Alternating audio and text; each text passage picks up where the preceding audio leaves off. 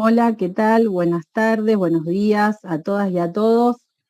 En esta segunda clase del módulo 5 vamos a compartirla acá con el compañero Gaspar, a quienes ya conocen, y vamos a hablar de actoras y actores escolares en funciones democráticas.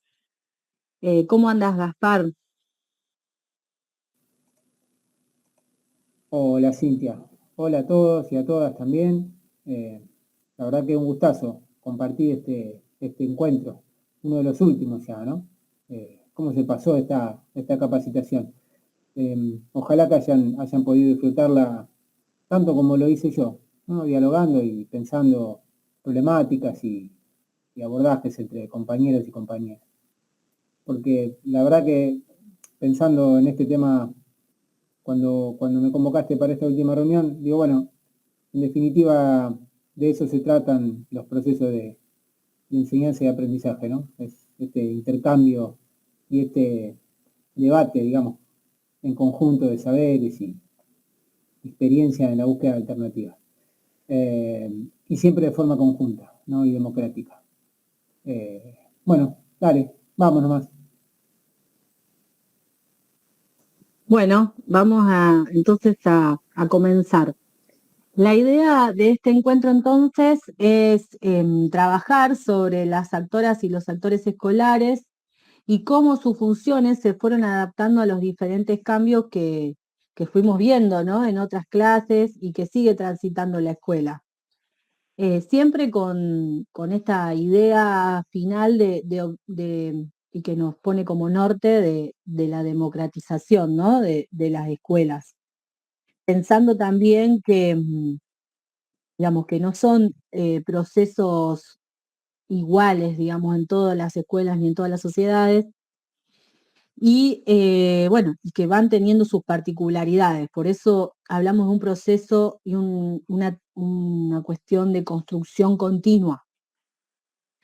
A su vez, bueno, las nuevas expresiones sociales que configuran realidades que atraviesan la escuela y la práctica docente y que habilitan a repensar los propios posicionamientos y las perspectivas construidas colectivamente respecto del lugar de la escuela, el rol docente, de las y los estudiantes, de las funciones que ocupa el equipo directivo, de las funciones que llevan adelante las y los asistentes escolares, la aparición de nuevos actores y actoras escolares, y desde allí, esta contradicción, o no, pensémoslas como, yo no dije contradicción, pero ahora me arrepentí de usar esa palabra. Digo, hay como una normativa que establece una determinadas funciones en los que cada uno de los que ocupan un lugar en la planta escolar deben cumplir, y que claramente esa normativa hoy debe leerse con otra mirada, con otro contexto del cual fue escrita, pensando hacer adaptaciones o interpretaciones que estén más vinculadas a nuestras realidades o a estas nuevas expresiones sociales que mencionaba anteriormente, en las cuales la escuela está siendo atravesada. Entonces, en estas líneas de ideas y como pensamos en muchas ocasiones en esta capacitación, la democratización de las escuelas siempre debe ser asociada directamente a la acción de participar, siendo, digamos, la democracia y la participación prácticas políticas y pedagógicas que atraviesan nuestra vida escolar. Perdón. Las formas de habitar democráticamente las instituciones educativas dan cuenta de que hay un horizonte de construcción de un bien social, de un bien común, que apunta a un proyecto de orden, siendo sumamente importante que las actoras y los actores escolares puedan pensar sus prácticas desde experiencias democráticas. Y también, digamos, hacer una construcción dentro de estas experiencias democráticas de nuestras funciones, en donde haya una participación que apunte a esta construcción de la idea de orden, siempre pensándolo desde un orden, desde la democracia, ¿no? Porque a veces la idea orden A lo mejor se nos asocia automáticamente a otras cuestiones. Discúlpenme si no nombro bien este apellido, pero quiero citar a un autor, y lo voy a leer textualmente, Philippe Merieux. Sostiene que la crisis de la educación es una realidad que está ligada en cierto sentido al surgimiento de la democracia. Nunca hay crisis de la educación en sociedades totalitarias. No hay crisis de educación en las sociedades teocráticas ni en la sociedad dictatorial. La crisis es el reservo del vacío que instalamos en el corazón mismo de la sociedad. La democracia afirma que el lugar del poder está intrínsecamente vacío. Nadie en sí está habilitado a ocupar este lugar de poder, ni el intelectual, ni el hombre de Dios, ni el nombre providencial. El lugar del poder está vacío y debe seguir quedando vacío, y solo puede ser ocupado provisoriamente por hombres que acepten ser los mandantes de aquellos que les confían provisoriamente el poder.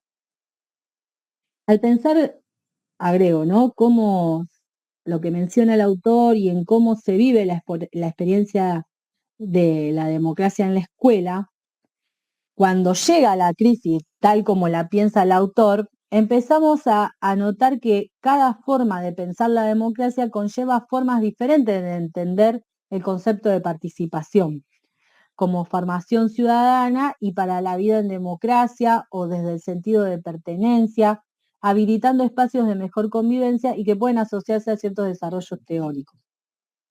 Entonces ahí empezamos digamos, asociado a esto, a tener una idea de que en la democracia liberal, ¿sí?, la participación siempre está asociada a un privilegio por ser propietario.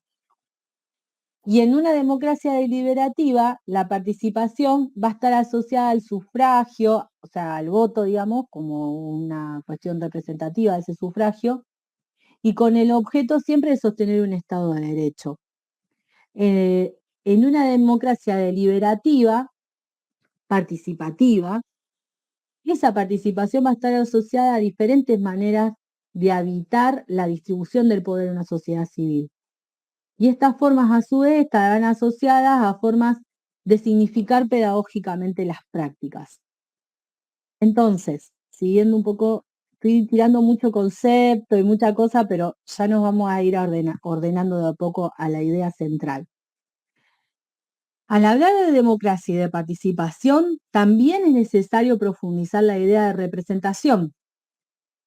La idea de representación como una idea central en esta organización democrática a la que apuntamos, y retomando este concepto que nos mencionaba el autor, de este lugar del poder que está vacío y que debe seguir quedando vacío y solo puede ser ocupado provisoriamente por hombres que acepten ser los mandantes de aquellos que les confían provisoriamente el poder.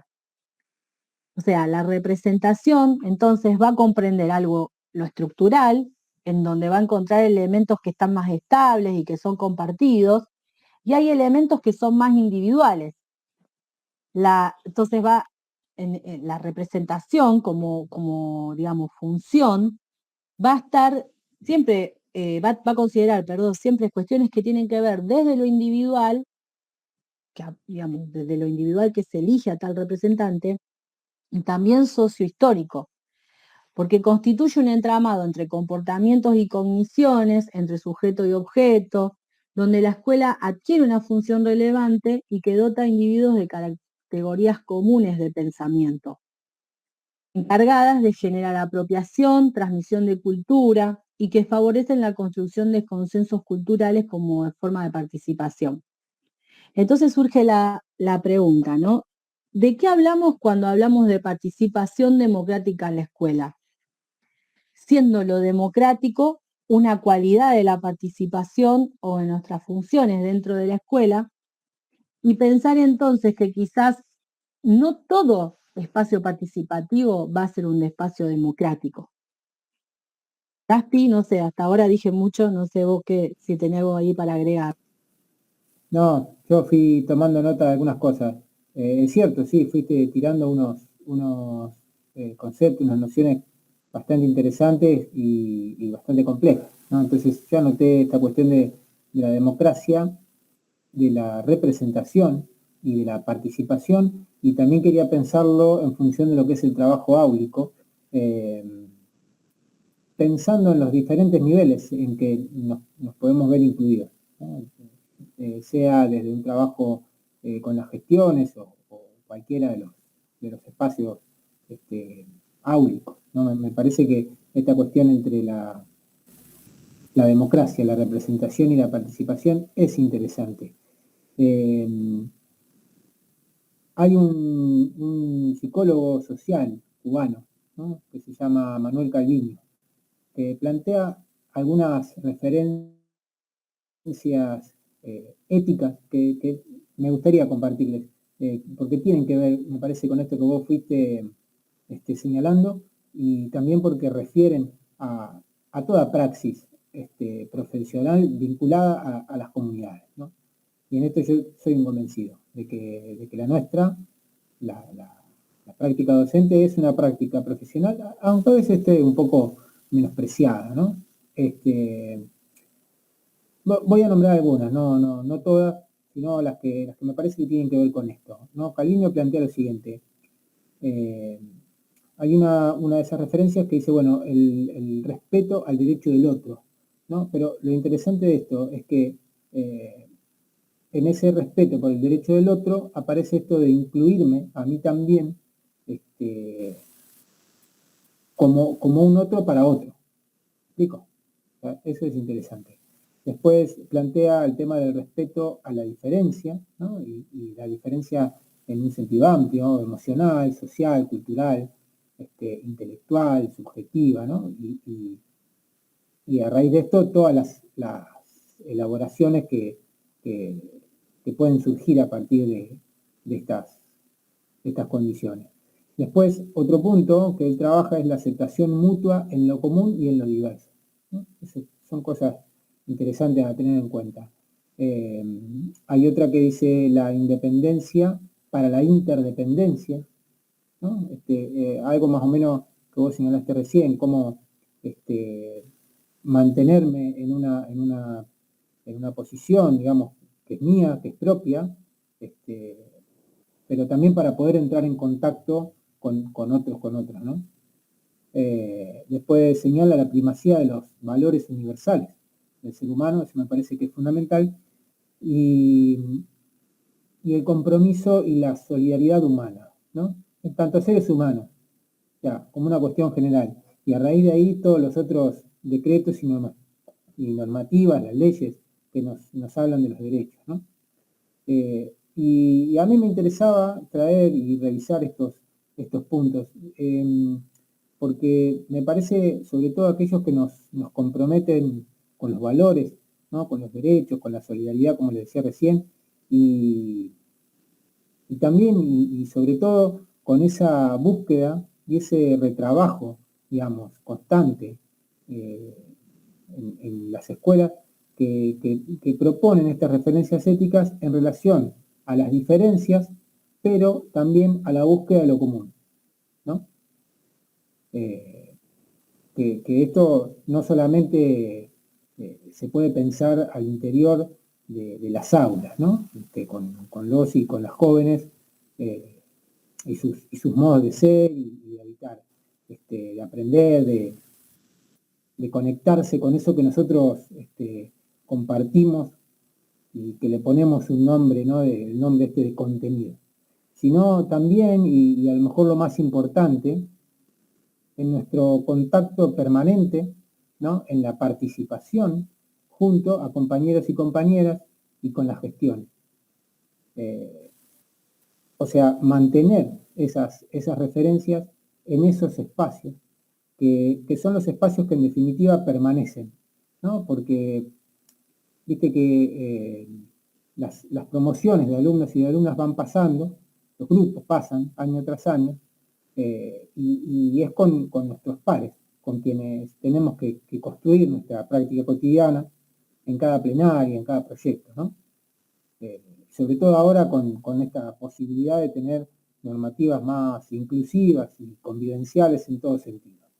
Y me parece que eso es una forma de encarar la participación democrática, ¿no? El ejercicio democrático. Y me interesa retomar esa idea de la búsqueda por lo común, ¿no?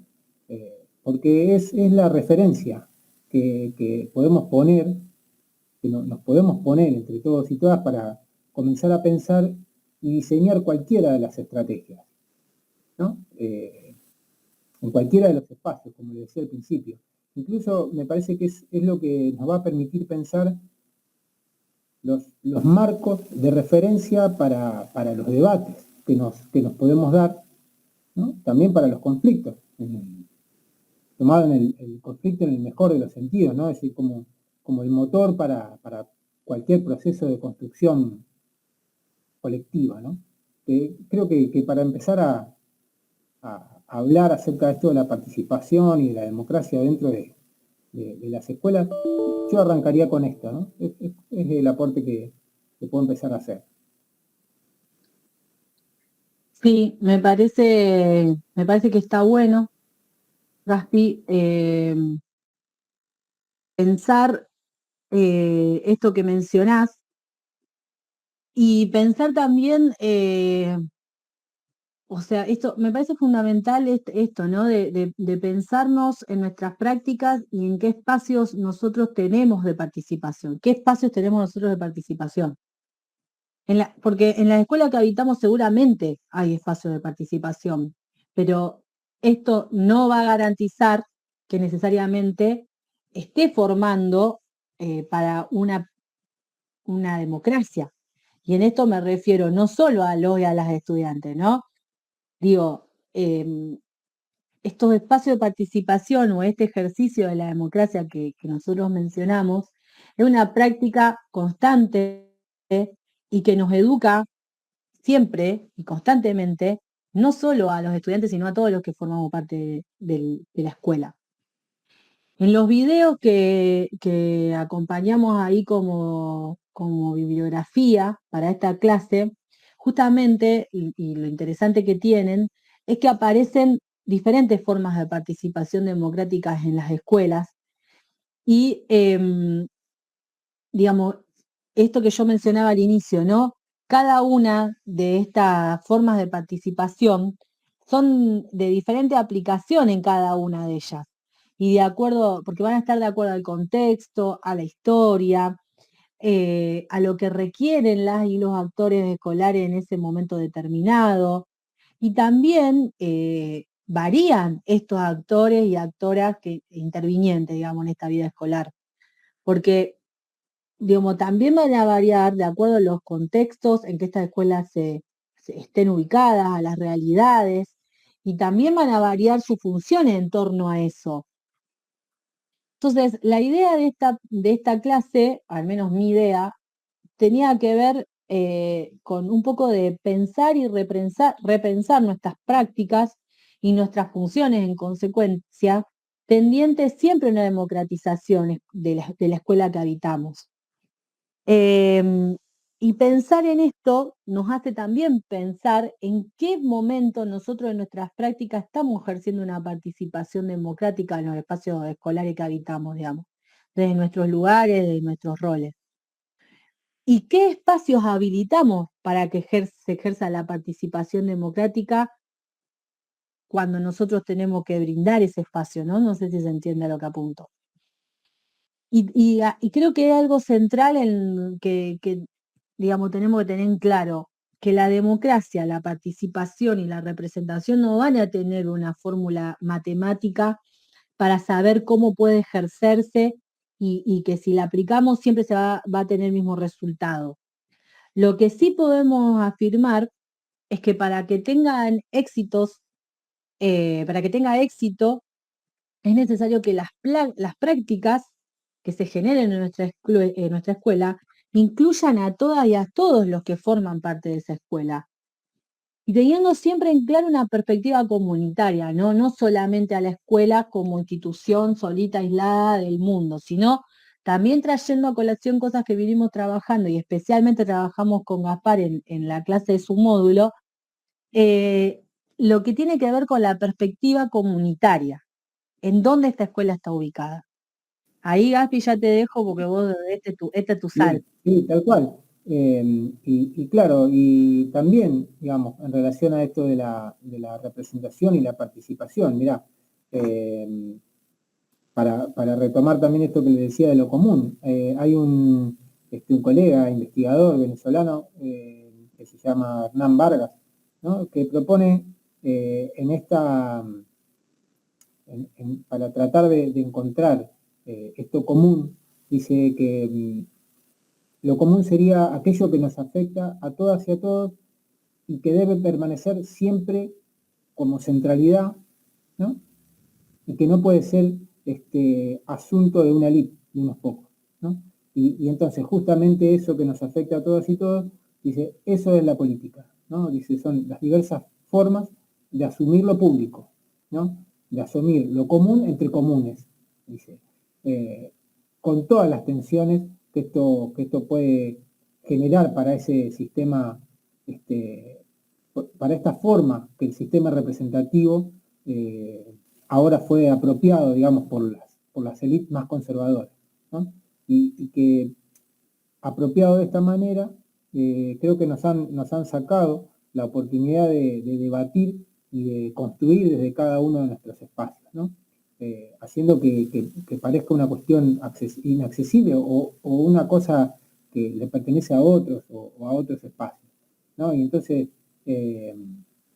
nos fueron privando a nuestros espacios, a los espacios que habitamos, a los espacios que construimos junto a nuestros compañeros y compañeras de trabajo, le fueron sacando esa carga, digamos, ¿no? de participación política. Y de esta forma que nos ubica este investigador, me parece que es una forma de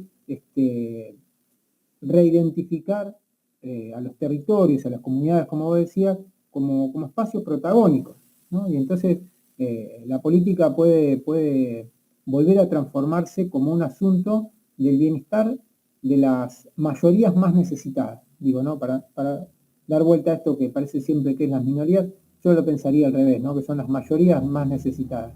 Y entonces aparecen acá las cuestiones de la vulneración o la garantía de los derechos, la inclusión de los y las jóvenes con o sin discapacidad a la educación, ¿no? El acceso a los bienes materiales y simbólicos, aquellos bienes necesarios para la vida, el cuidado de la naturaleza, el derecho y el cuidado de las mujeres, la no violencia, entre un montón de cosas, ¿no? Y entonces creo que de esta manera se nos abre un camino alternativo, porque, por ejemplo, sentándonos en el trabajo áulico, ¿no?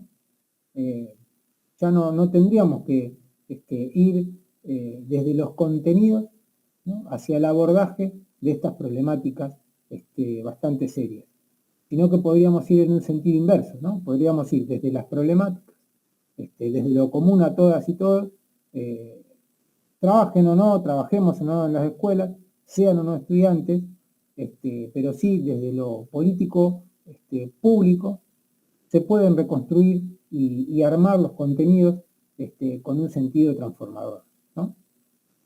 Acá ya hemos hablado en otros encuentros las propuestas del CTS y las problematizaciones con el compañero Lucas Castricone, pero por ejemplo desde las teorías críticas también se postula el abordaje desde los intereses y las experiencias, ¿no? Y esta lógica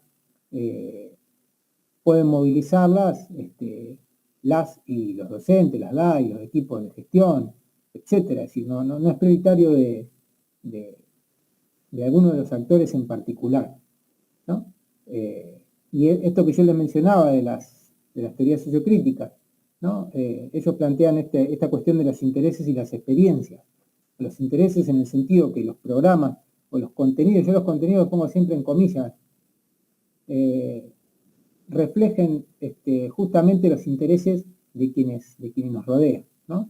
Partiendo de cada uno de los actores y actoras de las escuelas, o particularmente los estudiantes, ¿no? Las problemáticas, las visiones del pasado y del presente, su visión de futuro, ¿no? Los modos de vincularse socialmente, las distintas expresiones culturales, ¿no? Y por experiencias refieren a que estas elaboraciones que se mencionan como intereses son justamente narrativas históricas que dan cuenta de cómo fueron construidas en cada contexto.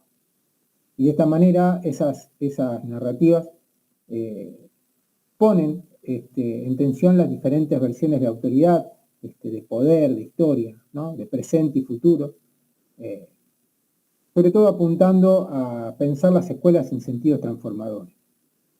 Pero, digo, para redondear un poco, ¿por qué me fui por este lado? Digo, porque tanto los posicionamientos como STS que les mencioné antes y esto de las teorías sociocríticas no pueden llevarse nunca adelante si no forman parte de una planificación y una sistematización previa, ¿no? Y para eso hay que hacer un trabajo de participación y ese trabajo de participación tiene que ser un trabajo colectivo y tiene que ser un trabajo democrático, ¿no? El colega educador popular, Mariano Algaba,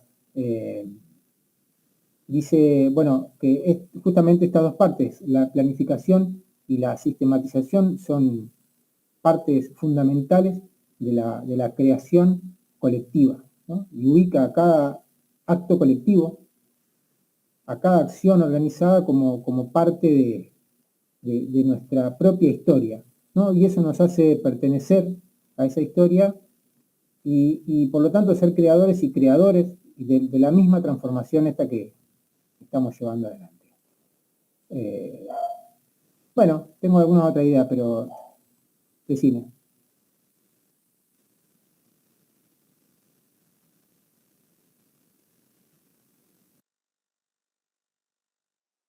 Perdón. No, pensaba mientras vos decías esto, ¿no? Que no es fácil, o sea, no estamos diciendo que esta sea fácil, sí creemos que es la forma, o sea, no pongo en duda que vos también estás convencido de que es la forma. La construcción democrática siempre apunta a una construcción colectiva y desde ahí es la legitimidad. Digamos, si todos participamos en la construcción de algo, probablemente eso algo que construyamos se lleve a cabo y se realice, porque hay un sentido de pertenencia en esa realización, digamos, en esa construcción. Y también nosotros a lo mejor tenemos una idea de autoridad jerárquica en cuanto a órdenes, y cuando acá estamos como dándolo vuelta, estamos dejando que muchas de estas cuestiones que antes eran solo decisión de uno o de unos, ahora pasan a ser una consulta también, ¿no? Y decir, che, yo tengo esta idea, por ejemplo, eh, ¿qué les parece? Vamos por acá, ¿ustedes qué opinan? Digo, eso es la construcción, pero sí o sí esa construcción tiene que ir de la mano con la participación y para que sea, y por eso hablamos siempre de la participación y la representación, porque hay escuelas que a lo mejor sí pueden participar todos de algún acto constructivo, porque son escuelas que a lo mejor son pequeñas y tienen esa posibilidad.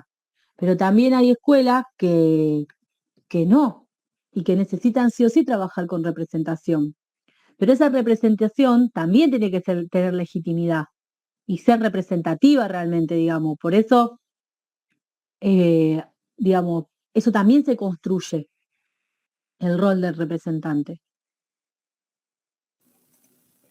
Sí, creo que esto que vos decís, cómo se liga la participación al acto constructivo, ¿no? Porque esto me parece que es el ejercicio, es un ejercicio permanente eh, y bien propio, inherente a la praxis pedagógica, que también implica revisar lo hecho y reflexionar para seguir construyendo, ¿no? Y este movimiento posee un tiempo diferente quizás al de las aulas, ¿no? Pero no deja de ser un tiempo de acción y a la vez un tiempo de reflexión que también es estratégico, ¿no? pensando que justamente lo estratégico puede ser buscar por dónde es mejor comenzar la construcción de lo colectivo, ¿no? Con quiénes y de qué modo formar las redes necesarias, ¿no? Si desde los contenidos, y con los grupos de estudiantes o con los docentes, viendo qué posee cada institución a través de sus equipos de gestión, qué puede ser potenciado, ¿no? O qué amerita ser transformado. Entonces, me parece que también está bueno esto de poder pensar la sistematización y la planificación, ¿no? En cuestiones de participación y de acción, ¿no? Tiene que formar parte de nuestro trabajo, de nuestra praxis cotidiana, ¿no? Para no dejarlo al azar, parece eso.